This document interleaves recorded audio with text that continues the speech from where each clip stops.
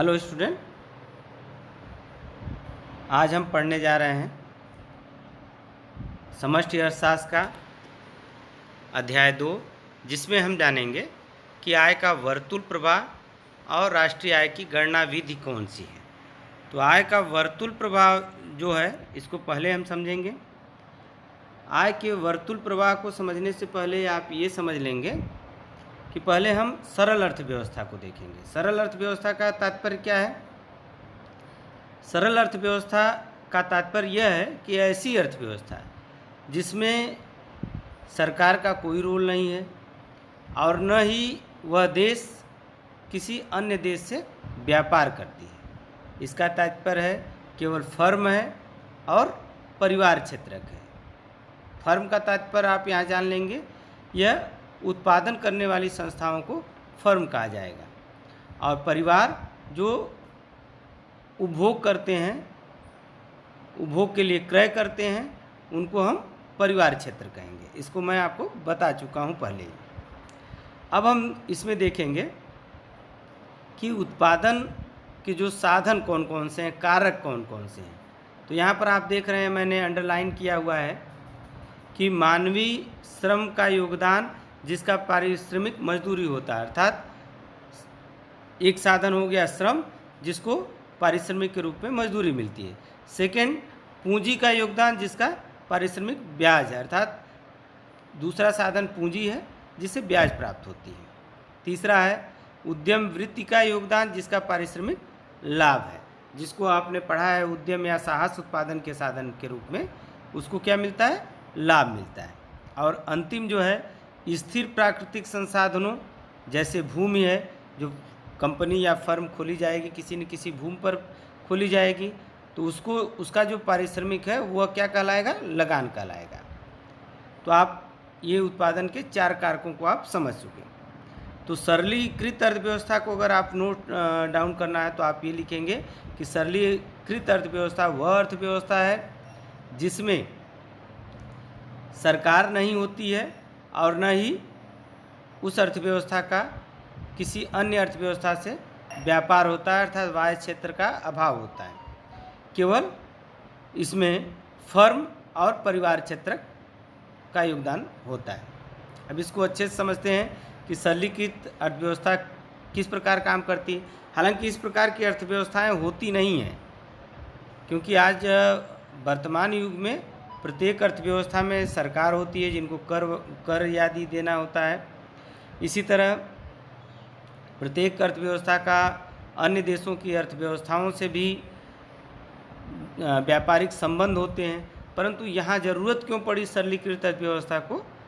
ज़रूरत इसलिए पड़ी क्योंकि जब अर्थशास्त्र में आप शुरुआत करते हैं समष्टि अर्थशास्त्र को पढ़ने के लिए, तो आपको ये जानना जरूरी है कि किसी अर्थव्यवस्था में उत्पादन प्रक्रिया कैसे शुरू होती है और उसका उपभोग किस प्रकार होता है, कैसे उनको आय प्राप्त होती है। तो उसी को सरलीकृत एक कल्पना कर लिया गया है सरलीकृत अर्थव्यवस्था को, और उस कल्पना के द्वारा जो है आपको समझाया जा रहा है कि सरलीकृत अर्थव्यवस्था कार्य कैसे करती है। तो इसको आप देखेंगे कि सरलीकृत अर्थव्यवस्था में सिर्फ एक तरीका है जिसमें परिवार अपनी आय का निपटान करके नामतः वह अपनी समस्त आय को घरेलू फर्म द्वारा उत्पादित वस्तुओं और सेवाओं पर व्यय कर सकते हैं। इसका तात्पर्य है कि सरलीकृत अर्थव्यवस्था में फर्म उत्पादन करती है और जो फर्म के साधन होते हैं, श्रम पूंजी, भूमि और उद्यमी, इनका पारिश्रमिक मजदूरी, लाभ, लगान और ब्याज के रूप में प्रदान किया जाता है। अर्थात फर्म उत्पादन करेगी और उत्पादन के कारकों को आय देगी और यह आय परिवार क्षेत्रों को प्राप्त होगी। परिवार क्षेत्र की सहायता क्या करेगा? इन वस्तुओं में जो उत्पादन हो रहा है, इन फर्मों में जिन वस्तुओं का उत्पादन हो रहा है, उस उत्पादन पर ये परिवार क्षेत्रक अपनी समस्त आय को व्यय कर देगा। ऐसी कल्पना की गई है, क्योंकि सरलीकृत अर्थव्यवस्था में यह कल्पना की गई है कि परिवार क्षेत्र में बचत नहीं किया जाता है। जो भी उनको आय होगी वह आय क्या किया जाएगा, फर्म द्वारा उत्पादित वस्तुओं पर व्यय कर दिया जाएगा।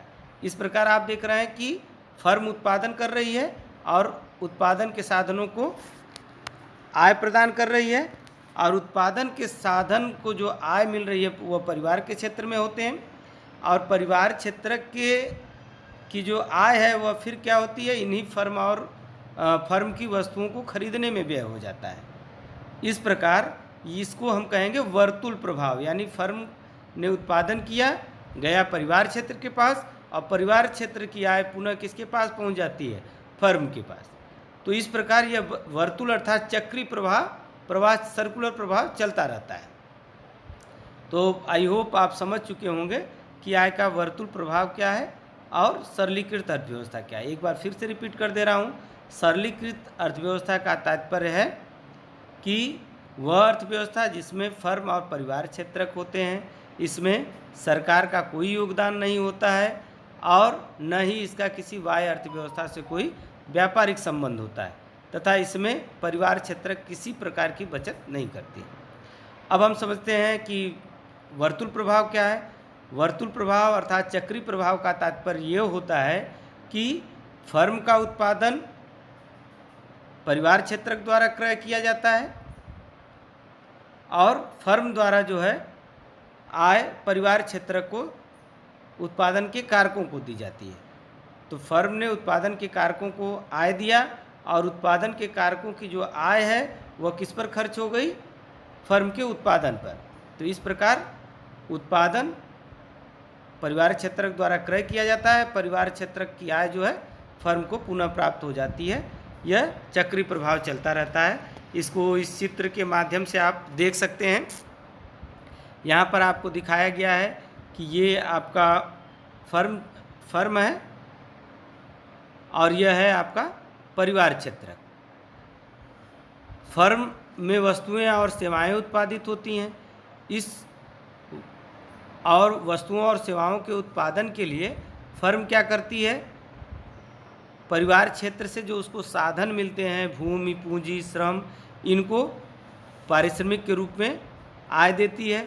और ये परिवार क्षेत्र क्या करता है, पुनः इनको जो है इन वस्तुओं पर को खरीदने में व्यय कर देता है, या फिर जो कारक सेवाएं लेते हैं उन पर व्यय कर देता है। तो इस प्रकार फर्म से आय परिवार क्षेत्र को मिली और परिवार क्षेत्र से आय फर्म को मिली, और यह चक्री प्रवाह चलता रहता है। इसी को कहेंगे आय का वर्तुल प्रवाह। धन्यवाद। आज के वीडियो में इतना ही।